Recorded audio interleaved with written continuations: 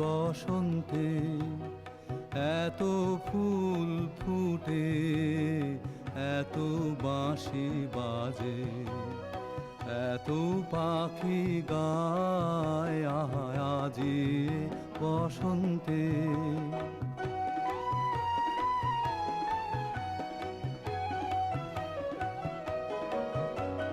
সখীর হৃদয় কুসুম কোমল আর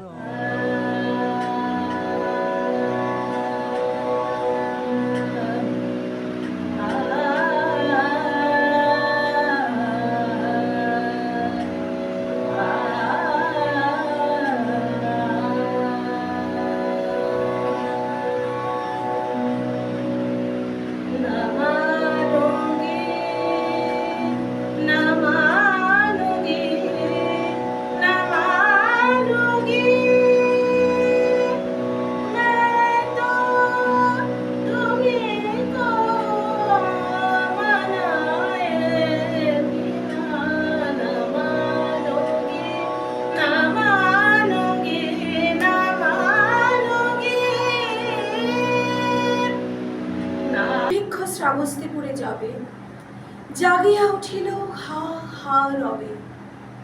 বুদ্ধ নিজ ভক্তগণে শুধালেন জনে জনে, ক্ষুধিতেরে অন্নদান সেবা তোমরা লইবে বলো কেবা। শুনি তাহার রত্নাকর শেঠ করিয়া রহিল মাথা হেট। কহিল সে কর জোর করি ক্ষুধার্ত বিশাল পুরী, এর ক্ষুধা মিটাইব আমি, এমন ক্ষমতা নাই স্বামী।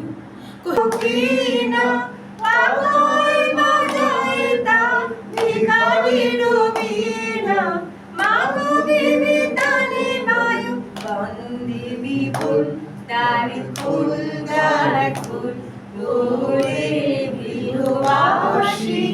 কল্যাণ ফুল লাগলো যে দোল, স্তরে জলে বনতলে লাগলো যে দোল। তার ফুল যার ফুল ওরে গৃহবাসী।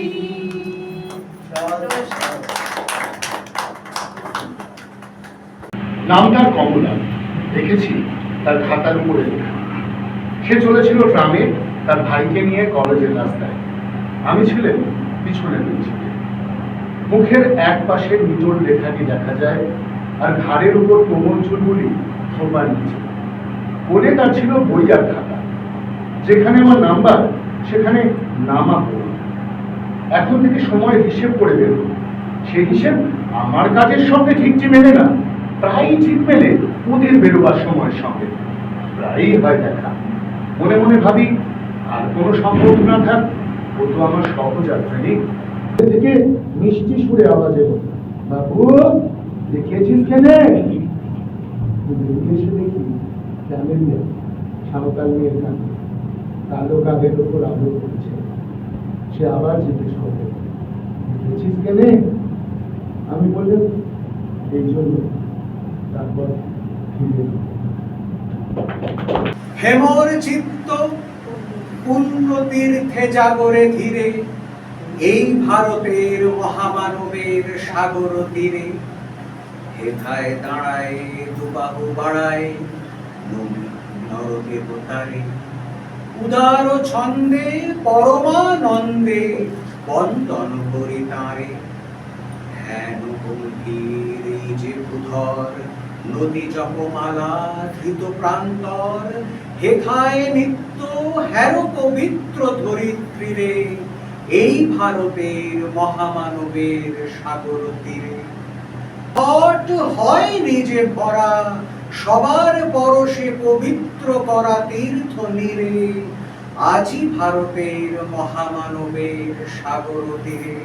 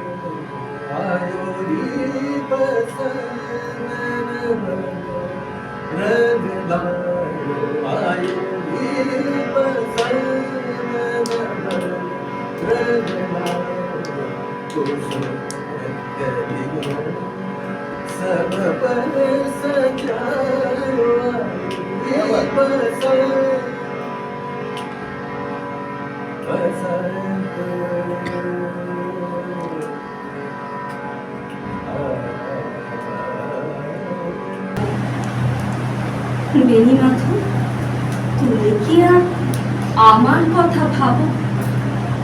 বেণীমাধব মোহনবাসী তমাল তরুণে বাজিয়েছিলেন।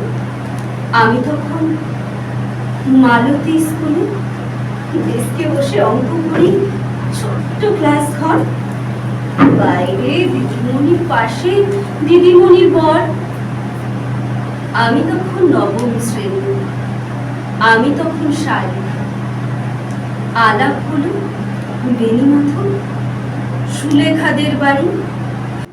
তোমার সাথে বাড়ি বাড়ি হার মেনেছি এই খেলাতে, তোমার সুরে সুরে সুর মেলাতে আমার বেলা যে যায়, সাজ বেলাতে তোমার সুরে সুরে সুর মেলাতে আমার বেলা যে যায়।